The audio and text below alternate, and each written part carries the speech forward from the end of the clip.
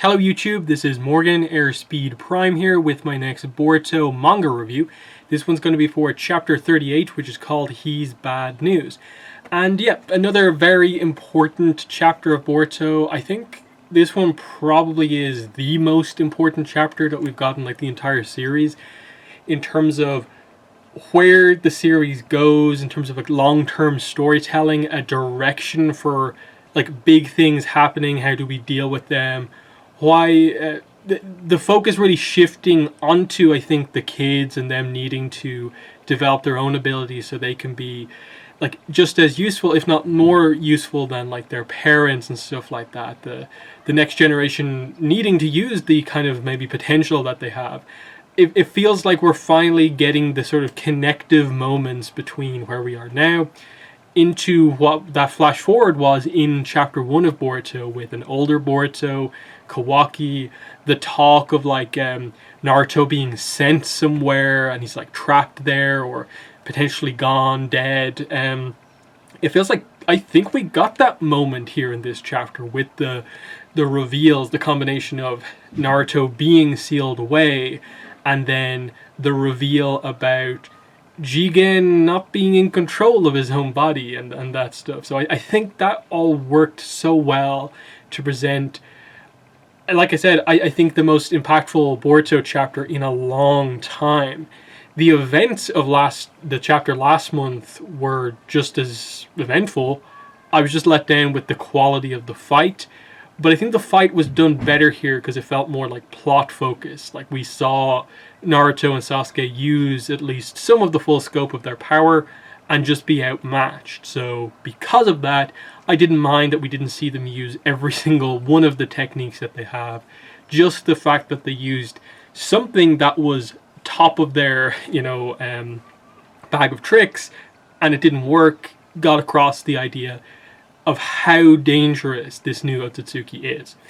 But anyway, we'll actually start off with the color page of the chapter because I think it helps to visually get a sense for what's happening here. Because if you haven't been reading it super in detail, you'll be maybe confused about like, is Jigen an Otsutsuki? Wait, he has a karma mark, what does that mean? I'm so confused about this sort of stuff, but just the visuals here of seeing the colored version of Jigen in this sort of full karma mark form where he has the horn makes it clear. Otsutsukis have the sort of gray, kind of slightly off-white skin that makes them look sort of unnatural. They're not human, they're clearly a different species. Whereas here we see Jigen with all the black markings and stuff like that, but his skin is a, I suppose, typical human flesh color. And that helps to make it clear that it's an Otsutsuki power, the karma mark, in a human body. So that's what we're dealing with here. There's a whole, I suppose, backstory to Ishiki Otsutsuki that we do need to get. But it's clear now that, okay, Boruto and Jigen are meant to be viewed as being somewhat similar. It's now all about the extent to which the Otsutsukis that they've dealt with, the impact that they have on them. Is Boruto going to be manipulated by Momoshiki in the same way that Jigen is by Ishiki? But anyway, let's get into the chapter now that we've got that out of the way. So we start off where we left off last chapter. Jigen has just gone into this full karma mark form with the horn. This reminds Sasuke that he's seen something like this before when he sort of followed Jigen. And this is where he saw the small 10 tails and stuff like that, and we got our first insight that we're going deep into Otsutsuki stuff here. He notes, Momoshiki, Kinshiki, Kaguya, and a new totally different Otsutsuki. That's what the evidence pointed to. And now, it's this guy's horn. It looks a lot like the one I saw on the new Otsutsuki. What does that mean? And Jigen is actually shocked that Sasuke was there and saw all of this, including the, as Sasuke says, the juvenile 10 tails like Biju. So immediately what stood out to me here was that Urashiki Otsutsuki isn't mentioned, despite him being the focus of the current anime arc. And him being like this sort of character that I think a lot of people latched onto in terms of like, are we meant to view him as being more important because he sort of managed to find a way to sort of outlive Momoshiki and Kinshiki? Or is he just this lesser Otsutsuki that tagged along with them that isn't as important? He'll be dealt with in his own time. He was just doing things a little bit differently. So again, the question still remains of like, is Urashiki around in the manga still? Or are they going with the idea that the anime arc that's still going on right now will eventually deal with him? Like in the next few episodes, we will see Sasuke return, deal with Urashiki. I'd actually like that to be the case. I'd like Urashiki to be dealt with and like out of action at this point in the manga. That way it makes it kind of a little kind of cooler what happens here, that Sasuke and Naruto have so much experience dealing with Otsutsukis, of like they've dealt with Kaguya, Momoshiki, then Urashiki if they go that route. But here this new one has defeated them. And I think that is very, very interesting if they go that way. But anyway, so from this, Sasuke sort of figures out that, oh, your plan must be similar to Kaguya's. You must be planning to like drain the planet of chakra, aren't you? You know, you're trying to do the whole chakra fruit, get all the chakra as possible to maximize your power. So he goes Susanoo, Naruto's follows suit, and he goes like full Kurama chakra projection mode. So they're right at the top level of their abilities. Obviously, like, I think we know they can do a little bit more. Like, Sasuke still has, like, the whole, what is it, like, Indra's arrow thing that Susanoo can do. And then Naruto, with Kurama in this mode, can do the whole, like, crazy, like, multi-chakra nature, Biju bomb type thing. But the forms that they're in now are pretty much some of the best that they have to offer here. And we're going to see what they do here.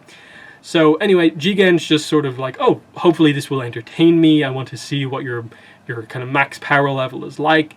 And he just demonstrates immediately he is quicker, he is stronger than both, than Naruto and Sasuke working together using some of their most powerful techniques here. He just stands on the blade of Susanoo, jumps up, and then kicks Sasuke out of Susanoo. So, like, armor-piercing kick straight through the armor of Susanoo. Sasuke is sent flying out the back. Susanoo dissipates.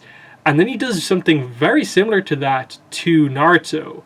Naruto kind of comes down. There's a little bit of a switcheroo moment here with Naruto and Sasuke, where Sasuke uses the Rinnegan, switching maneuver.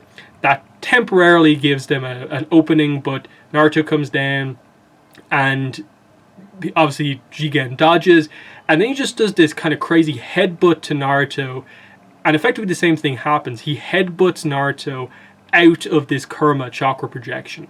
It dissipates, so he's just, with two basically physical blows, he's taken out some of the most powerful stuff that Naruto and Sasuke can do.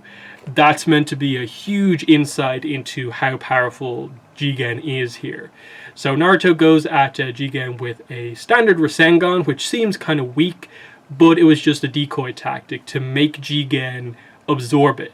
So he goes to absorb the Rinnegan, Sasuke comes in, does the switcheroo again, so now he switches to Naruto with Naruto, who's super up close, and he looks like he's about to chop Jigen's head off. He's that close. Jigen's arm can't block it. But this is where, over the course of this fight, we see that Jigen's standard ability, that being the ability to shrink and make things bigger, comes back into play.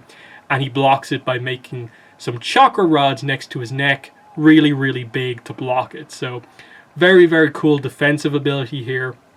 Whereas previously he'd only been like stabbing people with those chakra rods. Here it's a defensive version of that technique, and you just send Sasuke flying away, and then Taijutsu just obliterates Naruto up close. Like, he is so much quicker, so much more powerful. Then a technique that usually gets through, Amaterasu, the Black Flames, Sasuke fires them at Jigen, but Jigen just absorbs them. Another clear demonstration of the gulf in class here. And Sasuke, after this, notes, I have to be careful with the amount of chakra that I expend, because I need to keep enough so they can use the space-time ninjutsu, because they're in a different dimension here. Sasuke is their only way to get out. He's their only method of escape, because Naruto, none of his techniques allow him to escape a dimension. So that's why Sasuke is so important in all of this. And he's kind of effectively out of the fight at this point, because he only has that much chakra left. But right as it seems like, oh, they're in a terrible position, there's kind of an opening, but it ends up being the thing that ends the fight kind of quick.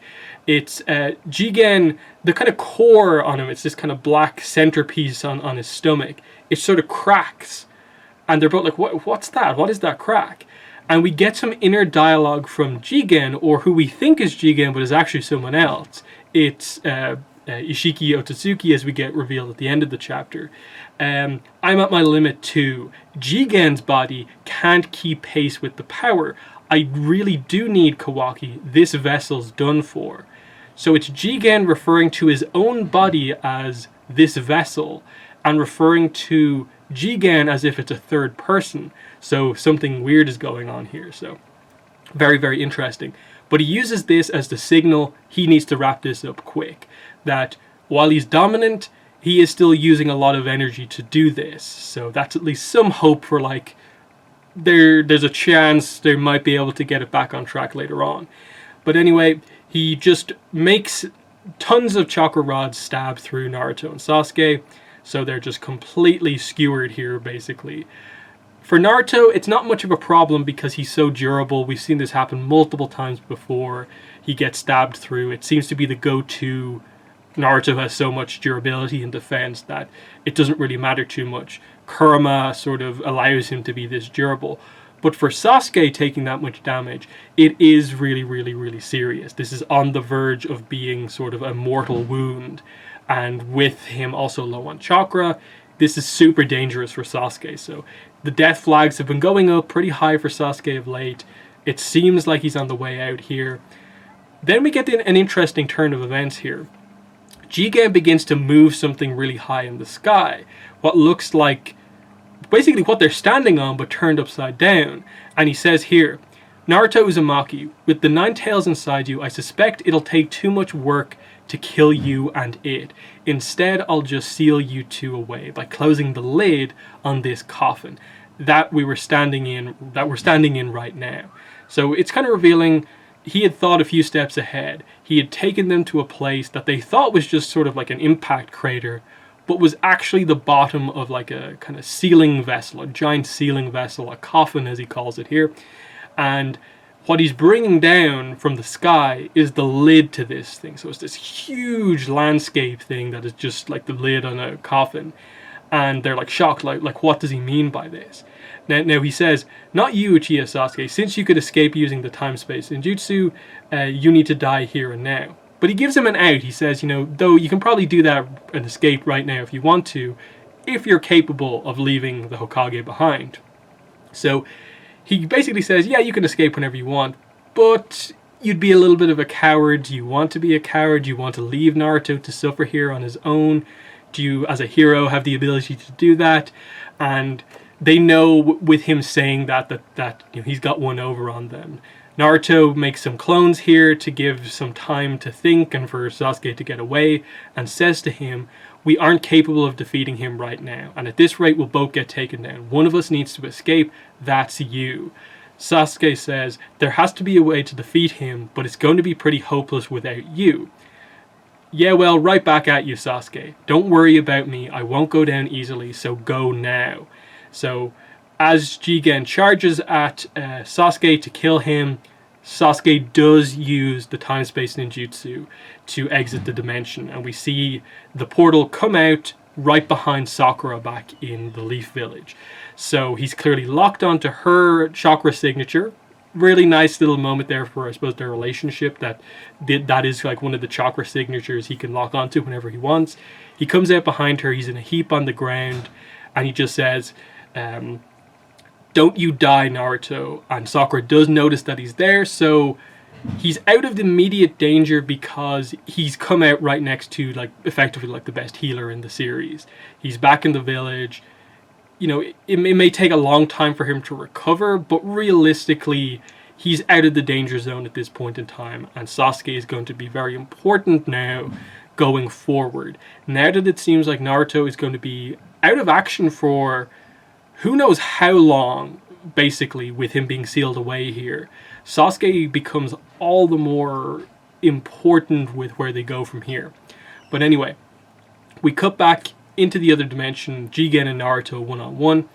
Obviously, Naruto completely kind of out of action, being skewered by all of the chakra rods. He just notes, you can track Kawaki isn't the karma, but not Sasuke. Why are you bothering with sealing me away? Why not just kill me right now? Kurama speaks up in a way where he's actually visible to Jigen as well, and says that, he never had any business with you, so he doesn't want to waste chakra. Don't give him an excuse to slaughter you. And Jigen just notes that your beast seems to be the smarter half. He's right, I've no interest in you. Though your son is a different story. Is he coming along nicely? His name's Boruto, right? And he just says, the karma. He's got one, doesn't he? Somewhere on his body. And he just says, you've been so busy up until now, Lord 7th, so enjoy this little extension to your life in the pitch dark I'll leave you in.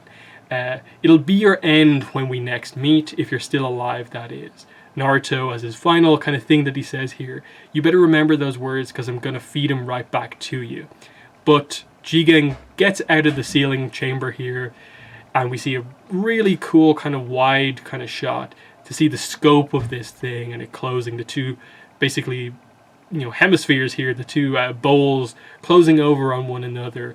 Naruto sealed away in pure darkness, but as Jigen does this effort to seal Naruto away, another crack goes through the sort of centerpiece on Jigen's body, and he says, I've expended more than I thought.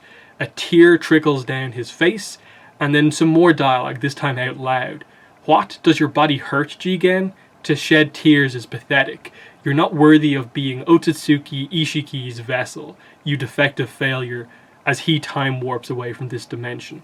So, very, very interesting end to things on this side of the story. Last 2 pages, and then we'll get into some discussion.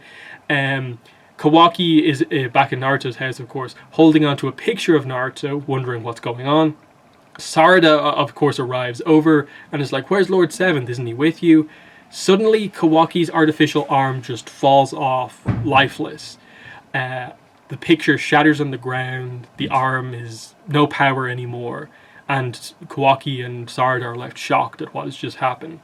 With the takeaway being that we previously got revealed to us how the arm actually works, in that it functions by Naruto constantly sort of unconsciously feeding a little bit of his chakra to the arm to keep it powered. So the fact that the arm has now gone lifeless is a kind of signifier to Kawaki that something terrible has happened to Naruto. I suppose his immediate reaction would probably be that Naruto has been killed. In that, it would be difficult for him to figure out that he's just been sealed away in a different dimension, and that's why the chakra can't get to the arm. But still, the result of this is that Sasuke, Sakura, Kawaki, Sarada, and then likely, probably in the next chapter, Boruto and everyone else are going to find out that Naruto is gone. He's not coming back. Whether or not they'll tell everyone about the full scope of what's happened, it's unsure, but the takeaway here for sure is that Naruto has just been completely taken out of the picture for who knows how long. Because going back to Boruto Chapter 1, Kawaki, who very clearly, I think the takeaway now is that Kawaki in Chapter 1 has become the new vessel for Ishiki, given what's likely going to happen to Jigen over the next couple of chapters. He has sealed Naruto away, and I think this is the connecting point here. We see Ishiki Otsutsuki seal Naruto away here, but in Jigen's form. He somehow manages to get Kawaki as his new vessel, and when he confronts Boruto in a couple of years, he says that I'll send you to the same place I sent Naruto, because while Kawaki didn't do that, Ishiki did. So I think that's what the connecting point is, which means that is this the moment that Naruto is taken out of the series from all the way from now up until, I suppose, potentially 5 to 10 years from now? I don't think we know how long to the future that moment is, but somewhere in that region, that's how long it takes place. So this is what's so interesting, I think, going forward, in that, of course, likely in the next couple of chapters, we're going to get the fallout of this. see what Sasuke's condition is, see him get healed, see him reveal to the higher ups in the village like Shikamaru and so on what happened. Otsutsuki, that's what's at play here. It's related to Kara. Probably connect the dots that Jigen is being like possessed by an Otsutsuki or something like that. Make those connections, maybe figure out some stuff about Boruto in all of this and figure out why he's so important. Potentially the importance of Kawaki in all of this. But the main thing would probably be that they have to deal with the fact that there really isn't a chance for a rescue mission immediately, because it's either Sasuke opens the portal again when his chakra returns and every important ninja in the series goes through to try and get Naruto out. They either do that right now and basically do sort of Shinobi War number 5 straight away, or we have to train the kids so much more to fulfill their potential so that they're powerful enough to deal with the Otsutsukis when they come back. I think this is what really shifts the series into being Boruto the Next Generation, in that with Naruto out of action now, Sasuke sort of in a way kind of has to take on that sort of Jiraiya role, and I think train Boruto to fulfill his potential, use the unique abilities that he has in the Jogan and the Karma Mark, surpass Sasuke and Naruto so that he's powerful enough to defeat Ishiki Otsutsuki. But I think that's what they have to do, and I think they're probably going to have to do similar stuff with the other characters, in that like Sarada, I assume, will likely get her mother's, the mark on her head, the thousand healings jutsu, plus some Sharingan abilities kind of going up as well. In that, I suppose at this point, like, you sort of wonder, like, if she discovers that Naruto's been potentially killed or something like that, will that potential loss, or her thinking it's a loss, activate a new level of the Sharingan? I'm not sure. Like, that is the potential if you want to really quickly accelerate things. The question now, though, is, does this mean that literally, I assume in a couple of chapters' time, we could be going into a time skip with Boruto? Boruto Shippuden is happening a little quicker than we maybe thought it would be. Again, it's hard to judge with the monthly pacing, like when that could or could not happen. But it feels like that's the way it has to go. Like, you set up the characters on their like path of like, this is the training path that I need to go down. This is the training path that I need to go down. But we need to train to prepare for the mission to get Naruto back. But there's still a very long way to go before we get to, I think, Kawaki Boruto confrontation that was talked about back in the first chapter. What I will say about this chapter, though, is that I do think it was what we needed in Boruto. Something to really shake up the series. We now have these huge things that we really don't know about. Like I said, like I keep saying, is this Naruto out of action for like potentially like a year worth of chapters plus or more? Sasuke is now going to have to take a big role. I think this puts more pressure on the kids to develop their skills to get Naruto back, because Naruto is the centerpiece in a way of the ninja world. He is like the most powerful character, and now he's been taken, captured, defeated. And it's in a slightly different scenario than it was in the movie with what happened, because ultimately the combination of Naruto and Sasuke was a match, was able to defeat Momoshiki. Boruto just delivered the final blow. It was that duo that beat Momoshiki, basically. Here we see the duo was defeated. Something better than that teamwork is going to have to do the job, and I think that's probably the most important thing in a way that happened in this chapter. We saw the kind of unassailable duo, when those two work together, no one can defeat them, actually be defeated. Where does the series go from here? That question alone, I think, is like, they did something huge in this chapter, and I'm so excited to see where they go from here. And yeah, I think we need to learn tons more about the Otsutsuki, how they work, how they operate. I think finally, at some point reveal what exactly the karma mark really means, in that, is it a power that you get from defeating an Otsutsuki, or is it like a last-ditch ability of the Otsutsukis to remain alive in some way by just keeping themselves alive by like turning themselves into like their power, and then that power can take over the vessel of whoever defeated them. Which asks the question with Jigen. One, who is Jigen? Has any of the scenes that have involved him been him, or has all of them been Ishiki acting like Jigen to sort of remain undercover as an Otsutsuki? Then, when was there a confrontation between Ishiki and Jigen to the point where the karma mark was given to Jigen and he was possessed in some way? Kind of how long has this been happening?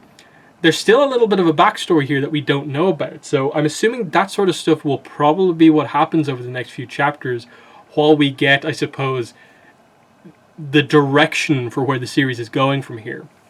But I like that. I like that we're talking about what is the overall direction of the series, because something so big happened in this chapter that it's hard to predict it all. So huge praise to this chapter. I think is it the best chapter of Boruto? I'm not sure, but it's definitely the most important chapter of Boruto is what I'll say. So I'll end the review there because there's a lot of discussion to have. We can continue in the comments if you guys want. Let me know in the comments what your thoughts were on chapter 38. All this important stuff happening. Reveal of a new Otsutsuki in Ishiki. Naruto being sealed away for who knows how long. Where do you think things are going from here? Let me know in the comments. But that's been the review. That's been the video. Thanks for watching, and bye.